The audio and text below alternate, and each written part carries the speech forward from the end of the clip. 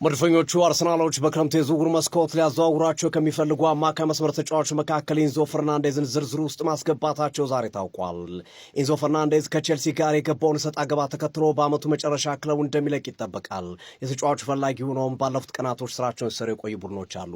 በተለይ ሪያል ማድሪድ ኢንዞ ፈርናንዴዝ እንደሚያስፈርም ይጠበቃል። ምክንያቱም በአርጀንቲና በነበረው ቆይታ ለአንድ ሚዲያ በሰጠው አስተያየት ከቦነስ አይረስ ጋር ማድሪድ ትመሳሰልብኛለች የሚል አስተያየት መስጠቱ ይታወሳል።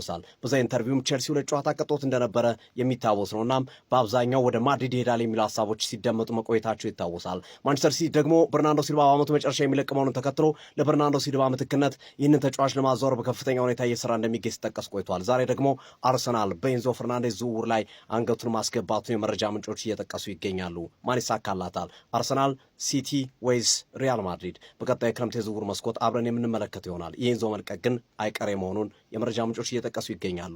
ምናልባት ገንዘቡ ከፍተኛ መሆኑ አንዳንድ ክለቦችን እንዲያፈገፍጉ ሊያደርጋቸው ይችላል። እስከ 120 ሚሊዮን ፓውንድ ድረስ ለዝውውሩ ክለቦች የመክፈል ግዴታ ሊኖርባቸው ይችላል። ኢንዞ ፈርናንዴዝ ወደ አርሰናል ከሆነ ምን ትላላችሁ? ሀሳብ ስጡበት እስኪ።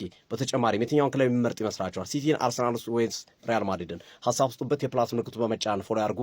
ይህ ትርታ ሲቲ ስፖርት ነው። መልካም ቀን።